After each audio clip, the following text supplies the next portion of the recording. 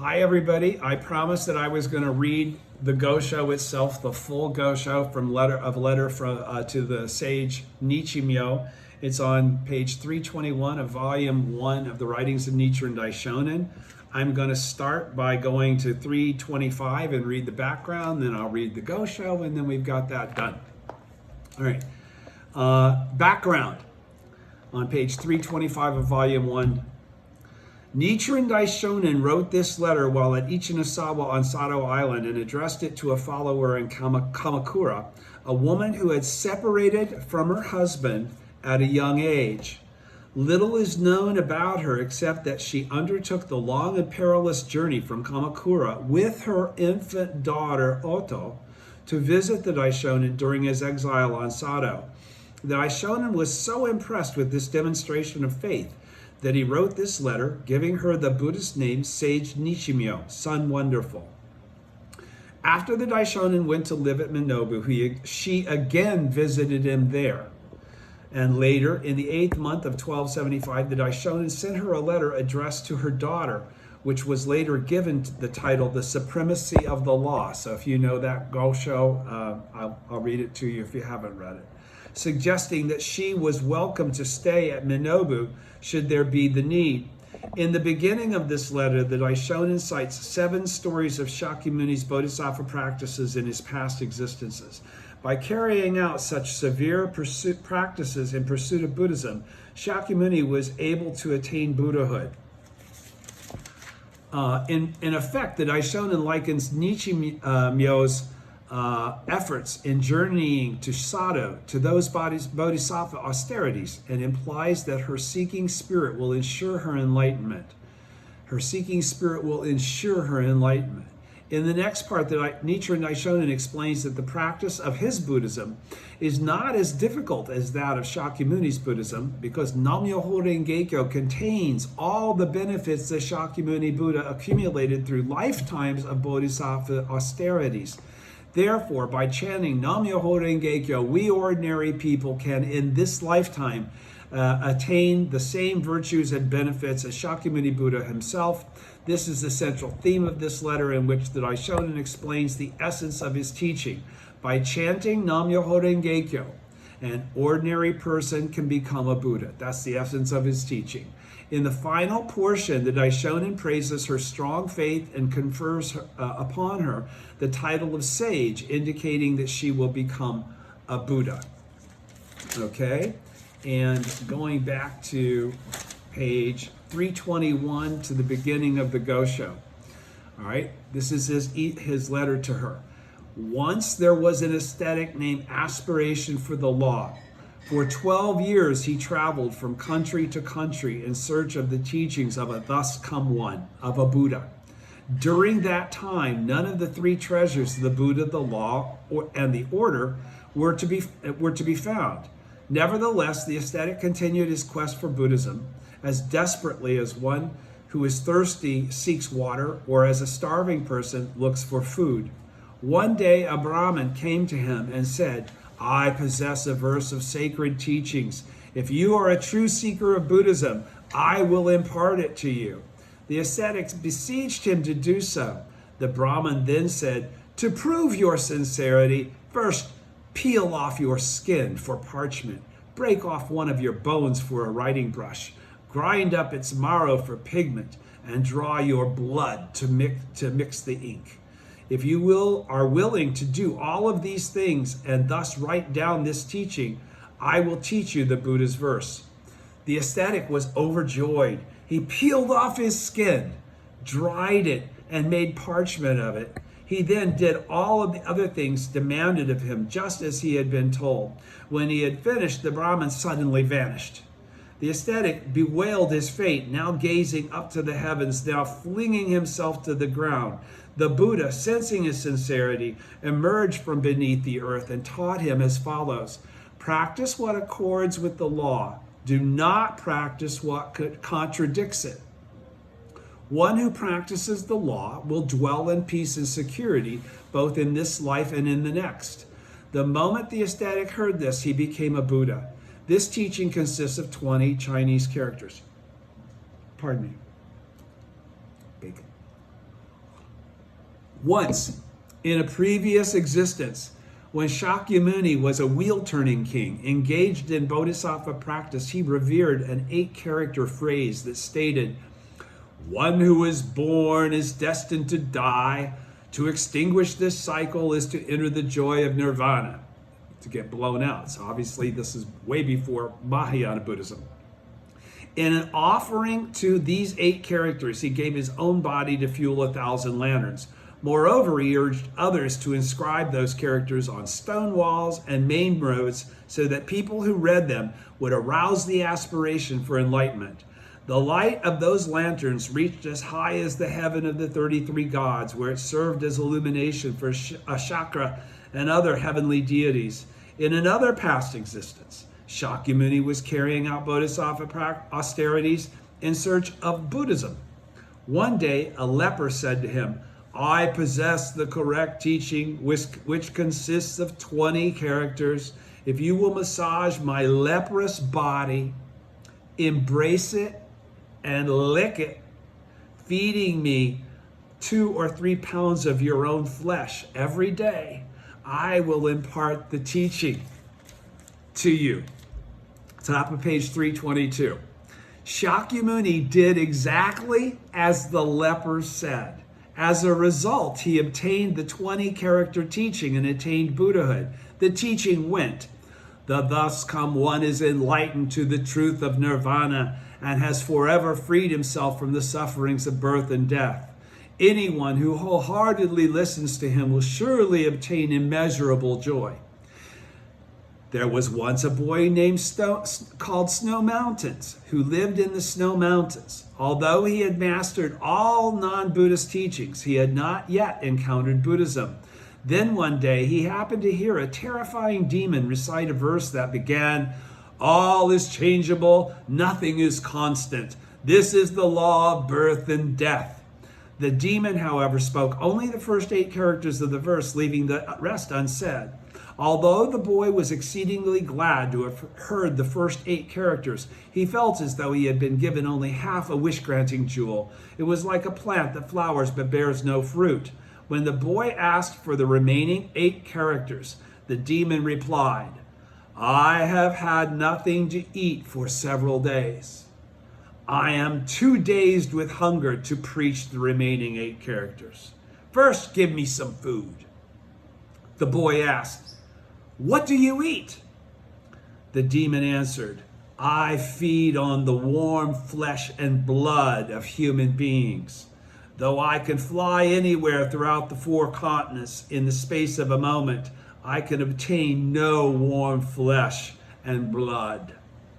Human beings are protected by the heavenly gods, so I cannot kill them unless they commit evil." The boy Snow Mountains said, "I will make an offering of my own body, so teach me the remaining 8 characters so that I can leave the whole teaching behind." The demon said, "You are a cunning fellow, aren't you? Surely you are trying to deceive me." The boy replied, "If one is offered gold and silver in exchange for shards and rubble, should one not accept it?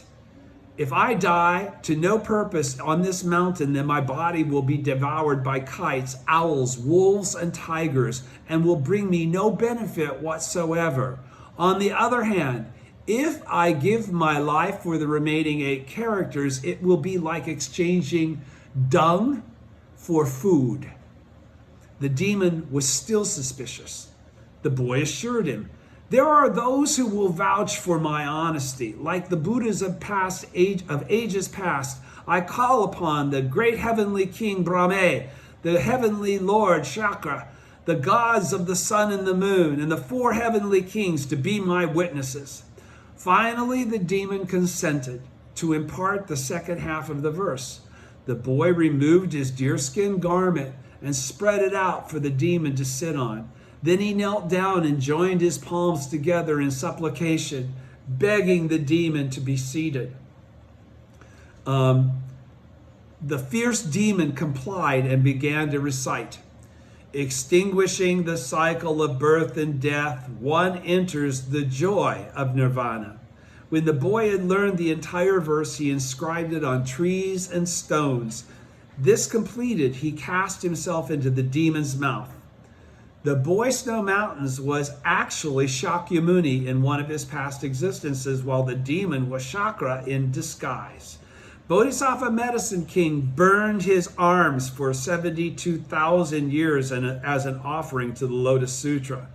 That Aishonin is continuing to explain all of this to the sage Nichimyo. Bodhisattva Medicine King burned his arms for 72,000 years as an offering to the Lotus Sutra. Bodhisattva Never Disparaging was for many years cursed and humiliated, beaten with sticks and staves and pelted with tiles and stones by countless monks, nuns, laymen, and laywomen, because he venerated them by uttering the 24 characters that read, "I have profound reverence for you. I would never dare treat you with disparagement or arrogance." Why? Because you are all practicing the Bodhisattva way and are certain to attain Buddhahood. Bodhisattva Never Disparaging, continued on page 323, was Shakyamuni Buddha in one of his past lifetimes. King Suzudan performed menial labor in the service of the seer Asita for 1,000 years in order to receive the 5 characters of Myoho Rengekyo. He went so far as to make a bed of his own body for his master. As a result, he was born as Shakyamuni Buddha. The Lotus Sutra of the Wonderful Law consists of 8 volumes. Reading these 8 volumes is in effect equal to reading 16, for the sutra was expounded by Shakyamuni Buddha and verified by Many Treasures Buddha. The 16 volumes, in turn, represent innumerable volumes, for the Buddhas of the 10 directions verified their truth.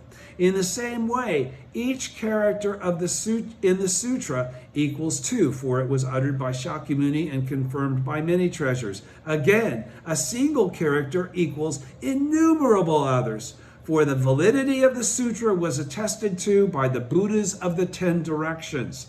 The treasures bestowed by a single wish-granting jewel equal those bestowed by 2 such jewels, or by innumerable jewels, because they're boundless.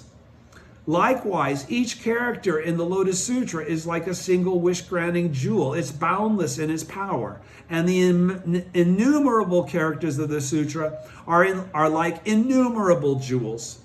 The character Myo was uttered by 2 tongues, the tongues of Shakyamuni and Many Treasures. The tongues of these 2 Buddhas are like an 8-petaled lotus flower, one petal overlapping another, on which rests a jewel, the character of Myo. So Myo is in the middle of everything. The jewel of the character Myo contains all the benefits that the thus come one Shakyamuni received by practicing the 6 paramitas in his past existences. The benefits he obtained through the practice of almsgiving by offering his body to a starving tigress and by giving his life in exchange for that of a dove. The benefits he obtained when he was King Shutasoma, who kept his word, though it meant his death, in order to observe the precepts. The benefits he obtained as an ascetic called forbearance by enduring the tortures inflicted upon him by King Kali. The benefits he obtained as Prince Earnest Donor and as the ascetic Shojari, and all his other benefits. Okay, those were the 6 paramitas right there. There were 6 mentions that he was talking about right there. When we, the people of this latter age, have not formed even a single good cause, but by bestowing upon us the jewel of Myo, Shakyamuni has granted us the same benefit as if we ourselves had fulfilled all of the practices of the 6 paramitas. This precisely accords with his statement. So by virtue of just chanting Nam Myoho Renge Kyo, we get the same benefit as all of those aesthetic practices. And that's why we don't do them. That's why we just chant Nam Myoho Renge Kyo. This precisely accords with his statement, now this threefold world is all my domain, and the living beings in it are all my children. Bound as we common mortals are by earthly desires, we can instantly attain the same virtues as Shakyamuni Buddha, for we receive all the benefits that he accumulated. The sutra reads, hoping to make all persons equal to me without any distinctions between us. This means that those who believe in and practice the Lotus Sutra are equal to Shakyamuni Buddha. This means that those who believe in and practice the Lotus Sutra are equal to Shakyamuni Buddha. Continuing on page 323, second column. To illustrate, a father and mother unite in conjugal harmony to give birth to a child. They have sex, they reproduce. No one can dispute that the fact that the child is the flesh and blood of its parents. A calf begotten by an ox king will become an ox king. It will never become a lion king. A cub sired by a lion king will become a lion king. It will never become a human king or heavenly king. Now the votaries of the Lotus Sutra are the children of Shakyamuni Buddha, the Lord of Teachings, as the sutra states. The living beings in it are all my children. It is not difficult for them to become kings of the law, just as Shakyamuni Buddha did. Unfilial children, however, are not allowed to succeed their parents. King Yao had an heir named Tan Chu, and King Shun had a prince named Shang Qin. As both sons were lacking in filial piety, they were disowned by their respective fathers and demoted to the ranks of commoners. Chonghua and Yui were the children of commoners, but both were extremely filial. Hearing of this, King Yao and King Shun summoned Chonghua and Yui and abdicated their thrones to them, gave up their thrones to them. Commoners became royalty in a day. Just as a commoner can become a king in this present life, so can an ordinary person become a Buddha instantly. This is the heart of the doctrine of 3,000 realms in a single moment of life. How then can we obtain this benefit? Should we peel off our skins as the ascetic aspiration for the law did? Follow the boy Snow Mountain's example and offer our bodies to a demon, or emulate Bodhisattva Medicine King in burning our arms? As the great teacher Chang'an stated, you should let your choices be fitting and never adhere solely to one or the other. The practice we should perform in order to master the correct teaching and attain Buddhahood depends upon the times. Are we in the former or middle day of the law? Or are we in the latter day of the law? If there were no paper in Japan, then you should peel off your skin. If the Lotus Sutra had not yet been introduced to our country and a single demon were to appear who knew it, then you should offer your body to him. This is not begrudging your life. If there were no oil available in our country, then you should burn your arms. But of what use is it to peel off our skin when the country has an abundant supply of heavy paper? Suan Tang journeyed throughout India in search of the Buddha's teachings for 17 years, covering a distance of 1,000 ri. Dingya remained in Tang, China, for only 2 years, but he traveled 3,000 ri across the billowing sea to get there. These were all men, ancients, worthies, and sages. Never have I heard of a woman who journeyed 1,000 ri in search of Buddhism as you did. True, the Dragon King's daughter attained enlightenment without changing her present form, and the nun Mahaprajapati received a prediction that she would become a Buddha in the future. I am not certain, but they may have been female forms assumed by Buddhas or Bodhisattvas. After all, those events occurred in the Buddha's lifetime. when it was still thought that women could not become Buddhas until the Lotus Sutra, his final teaching prior to the Nirvana. The character, second column, 324, the character of man and woman differs from the outset. Fire is hot and water is cold. Fishermen are skilled in catching fish, and hunters are proficient in trapping deer. A sutra states that women are clever at being jealous, but I have never heard that women are clever at Buddhism. A woman's mind is compared to a refreshing breeze. Even if one could bind the breeze, it would be hard to grasp a woman's mind. A woman's mind is likened to writing on water because the characters do not remain on the surface. A woman is likened to a liar, for sometimes a liar's words are true and sometimes false. A woman's mind is compared to a river, for all rivers bend. Again, remember that in the teachings prior to the Daishonins, women were considered all the things that I just said. All right? This is not the Daishonins Buddhism. He's referring to the teachings that has preceded his teaching of Nam-myoho Renge-kyo. A woman is likened to a liar, for sometimes a liar's words are true and sometimes false. A woman's mind is compared to a river, for all rivers bend. The Lotus Sutra, however, contains such phrases as honestly discarding expedient means. Those are expedient means. All that you, Shakyamuni, have expounded is the truth, honest and upright, gentle in intent, and gentle, peaceful, honest, and upright. Those who believe in this sutra, therefore, must have minds that are as straight as a taut bowstring or a carpenter's inking line. One may call dung sandalwood. He's talking about the previous teachings now, but it will not have the sandalwood's fragrance.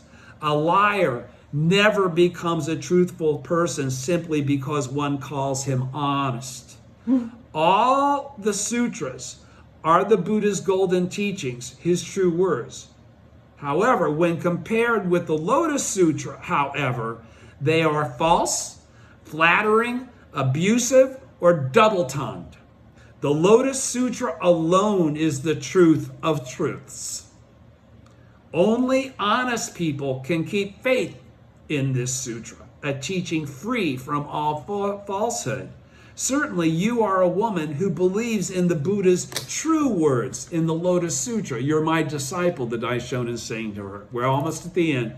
Page 325, top first column. Think of it. Even if one were to meet a person who could cross the ocean carrying Mount Sumeru on his head, one could never find a woman like you. Even though one might find, so here he's just said all these denigrating things about women, yet he's qualifying, but compared to you who upholds the correct teaching at the risk of your life, again, even if one were to meet a person who could cross the ocean carrying Mount Sumeru on his head, one could never find a woman like you. Even though one might find a person who could steam sand and make boiled rice of it, one could never meet a woman like you. You should know that Shakyamuni Buddha, many treasures Buddha, the Buddhas of the 10 directions who are Shakyamuni's emanations, great bodhisattvas such as superior practices and boundless practices, Brahma, Chakra, and the 4 heavenly kings and the other deities will protect you, just as a shadow accompanies the body. You are the foremost votary of the Lotus Sutra among the women of Japan. Therefore, following the example of Bodhisattva never disparaging, I bestow on you the Buddhist name Sage Nichimyo. From Kamakura to Sagami province to the northern province of Sado is a journey of more than 1,000 ri. Over treacherous mountains and raging seas, there are sudden onslaughts of wind and rain. Bandits lurk in the mountains and pirates lie in wait on the sea. The people at every stage at every stage and every post town are as bestial as dogs or tigers, and you must have felt as though you were undergoing the sufferings of the 3 evil paths in this life. Moreover, we live in troubled times. Since last year, rebels have filled our country, and finally on the 11th day of the 2nd month of this year, a battle broke out. It is now almost the end of the 5th month, but society has not yet been restored to peace and security. Nevertheless, despite all the risks involved, you traveled to Sado carrying your infant daughter, since her father, from whom you have long been separated, was not to be depended upon for her care. I cannot even imagine the hardships you must have suffered during your journey, much less describe them in words, so I will lay down my writing brush. Nichiren, the 25th day of the 5th month in the 9th year of Brunei, cyclical sign Mizunoe Sauru, to the sage Nichimyo. Thank you.